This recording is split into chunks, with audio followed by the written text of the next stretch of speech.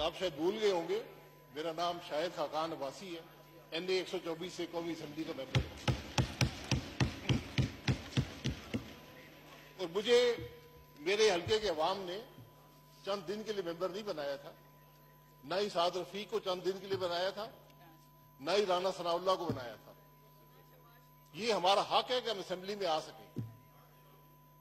उसमें अगर आप रुकावट बनेंगे तो फिर इस हाउस का क्या बचेगा कि जिस कौमी असेंबली के मेंबर के हाउस में आने में रुकावट कौमी असेंबली का स्पीकर हो, कस्टोडियन ऑफ द हाउस हो, उसमें कौन सी जमहूरियत रह जाएगी?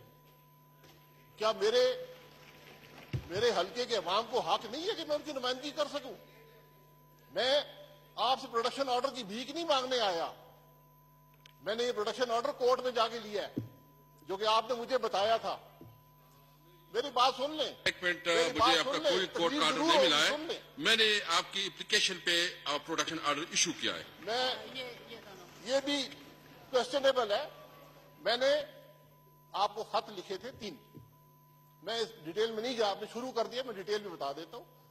मैंने कहा था कि इस हाउस की तौकीर के लिए प्रोडक्शन ऑर्डर जारी कर दें तमाम मेंबरान के, सिलेक्टिव ना हो, आर्बिट्ररी ना हो। जिस दिन आप हाउस का ऑर्डर जारी करते हैं, हाउस के सेशन का प्रोडक्शन ऑर्डर भी जारी हो जाने चाहिए।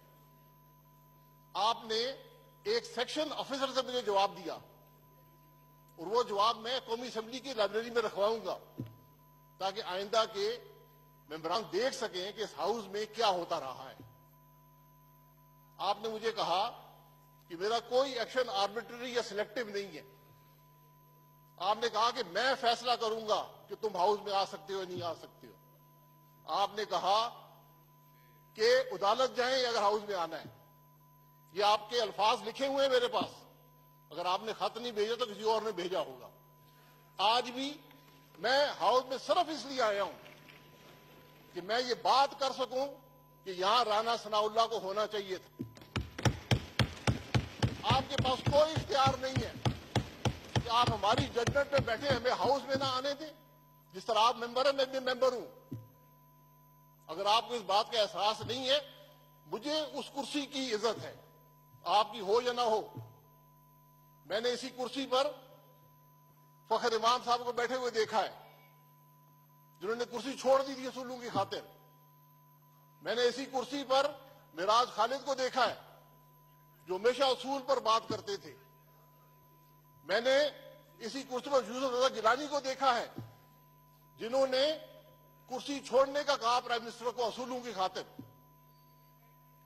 हम तो सिर्फ ये बात कर रहे हैं कि इस हाउस के 5 मेंबरान जेल में हैं, हमने कोई कन्विक्शन नहीं है।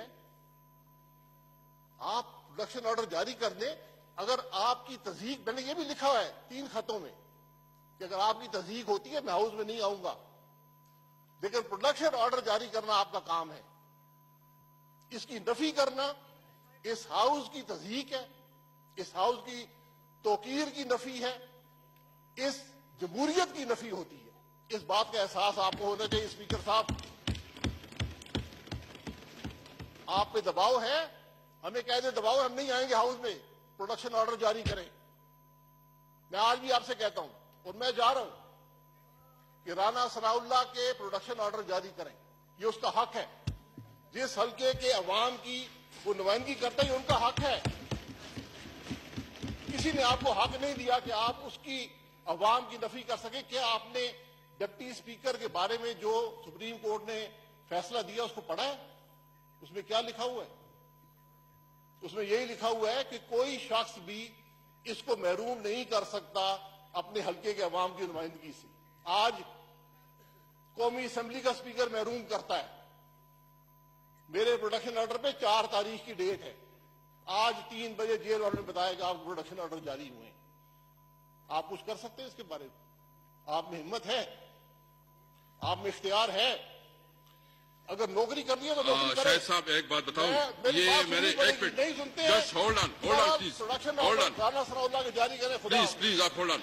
मुझे अब्बास साहब ने कहा, आपने मुझे कहा, फोन किया आपने मुझे कि उसका वो नहीं छोड़, मैंने खुद चीफ सेक्रेटरी से फोन करके उसको, यस अदुबर साहब प्लीज।